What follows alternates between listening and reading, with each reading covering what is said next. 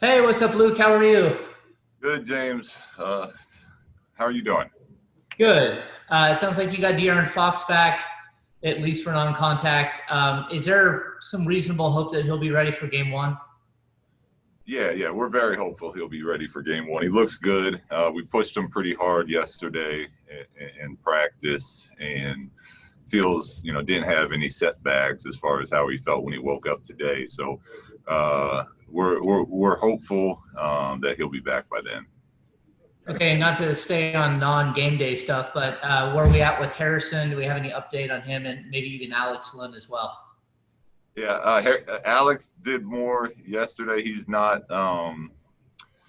I'd say Darren's closer to being ready to play than Alex is, but he's in good spirits. He's working hard, and it's just nice having him out here. Harrison is still in the Sacramento protocol part of this, so with Harrison, it's kind of a day to day thing where we wait to hear how things are going, and then once he clears that stuff, then we'll be able to fly him out here on the first flight out. All right, we have Joe Varden there in Orlando. If you could just speak loudly for us, thank you. Sure.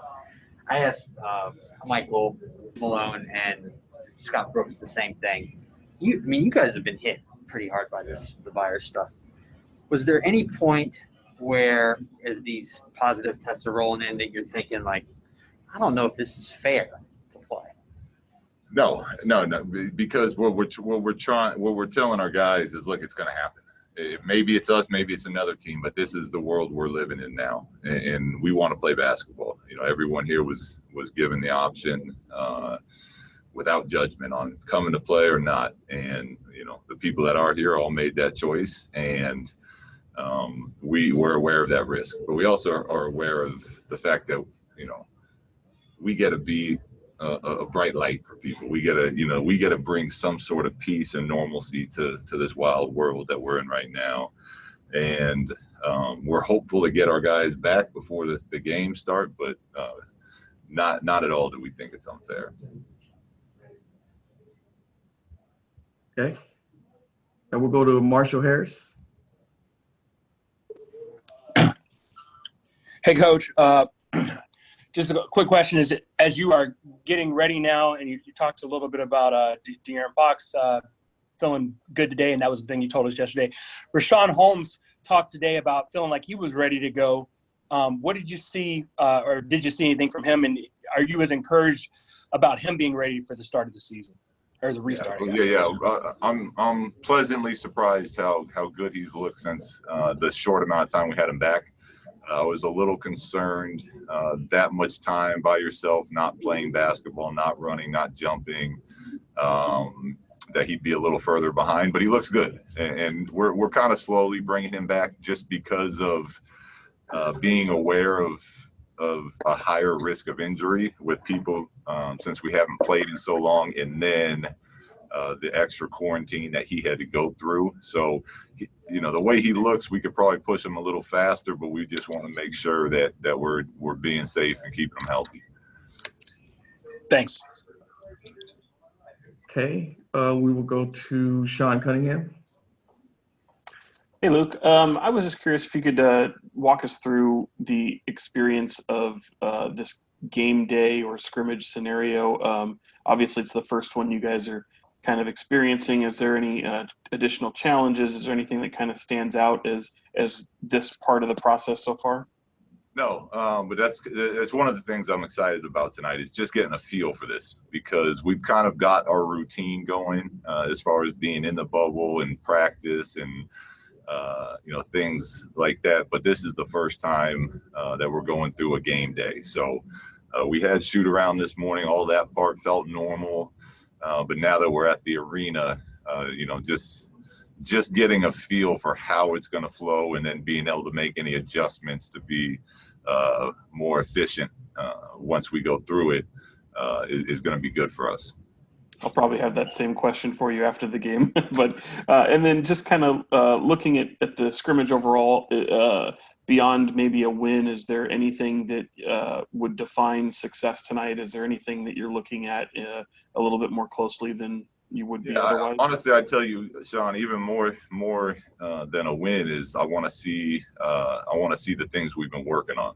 I want to see the execution. I want to see the the spacing, the pace that we're looking to play with. Those are the things that I really want to see. I mean, obviously, whenever we play, we want to win. I'm more interested in getting out there, playing against other people, and seeing how our carryover goes from the practice court to a game. Jason Jones. Hey, Luke.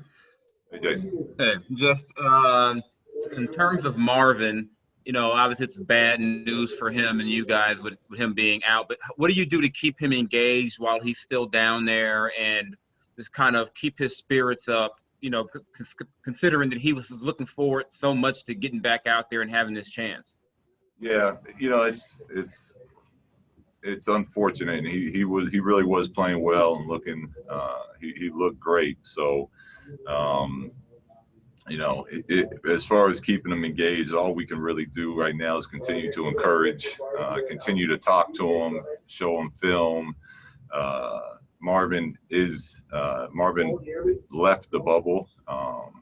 So he's not going to be here with us physically, but that doesn't mean that we stop what we're trying to do, and that's like those things I just said, Jason, sending him film, talking to him after games, all those things that you do when you're part of the team. With him leaving, are you able to get a substitute player, or is your roster set as what it is? No. From my understanding of the rules, Jason, you can only get a substitute player if somebody leaves because they're either uncomfortable with the situation or because of the coronavirus. Injury does not allow you to bring in a substitute player. Last one, Jason Anderson. Hi, Luke. Firstly, to follow up on Marvin, I with all the setbacks over the course of the year, I know you've just been dying to have your hands on him for a month or two at a time.